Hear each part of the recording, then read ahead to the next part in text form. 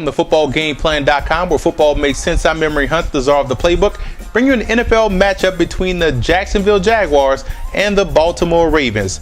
Now, let's start with the Ravens in this game. I like what I see out of the offense, taking deep shots down the field, man. That's what opens up this Ravens team. Flacco is tall enough to see these targets down the field. He stands up tall in the pocket, and he has the arm strength. The way you attack the Jacksonville Jaguars, you have to continue to do so by spreading these guys out and attacking the field vertically. The biggest question mark about the Jags defense has to be the safety spot, and vertical stretches put a lot of pressure on the safeties because it forces them to continue to stay back and continue to backpedal in order to have some success defensively. They have to stay up deeper than the deepest man, and that just opens up a lot for the ground game. So look for Ray Rice to have some success because of the fact that the Ravens can stretch the football down the field vertically. Now, also on offense, I will look at the tight end play. Tight end play is going to have to be huge. The Jaguars do a great job of reshifting the line of scrimmage and redirecting teams' offenses, so the tight end play is going to have to be huge. They're going to have to hold their own in pass protection and also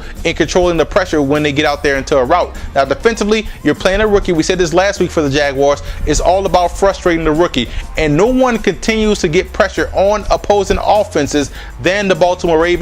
It's like a ball of chaos coming your way. It's like when you watch a cartoon and you see that big ball of smoke with the fist coming out of it. That's the Ravens defense as they move down the field. Now, that's what you have to do against a rookie, although Gabbard held his own against the Pittsburgh Steelers, so you can't get too aggressive because they do have some talent to make you pay out there in Jacksonville. Now, you look at the Jaguars coming in. Like I mentioned, Blaine Gabbert held his own. It may not show up statistically, but from a mental standpoint, he held his own. He played tough. He didn't play scary. He actually showed a lot of improvement as opposed to last week. Again, it may not show up in the stat sheet, but the way you attack the Ravens is by continuing to push the football down the field. They're going to give you opportunities to win one-on-one battles because they are aggressive a lot and they blitz so much. So you have to take advantage. And look for Maurice Jones-Drew to do his best Ray Rice impression. Both guys are the same backs. Both guys are great NFL running backs, but look for him to get involved in the passing game more this week as opposed to last. And that's what I meant by the Ray Rice impression. Now, defensively coming in to stop the Ravens, it's all about getting backside pressure.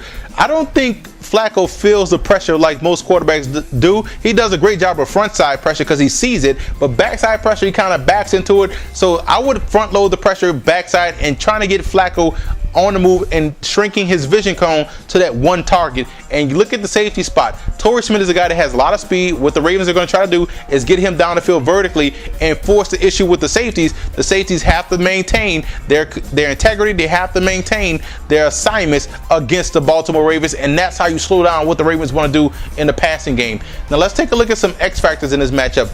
Let's start with the Baltimore Ravens. The X factor has to be the ground game and the passing game. So the balance on offense. When the Ravens are balanced, this is a tough team to beat. So they can't get caught up in, oh, we're playing the Jacksonville Jaguars, let's try to air it out and get our passing game going. No, you have to stay balanced. So I look for Cam Cameron to maintain the balance of that offense. X factor for the Jacksonville Jaguars has to be the interior defensive line. I look at Tyson Alulu and Knighton. These guys have to be a disruptive force and cause a lot of problems for Flacco in that ground game on the interior.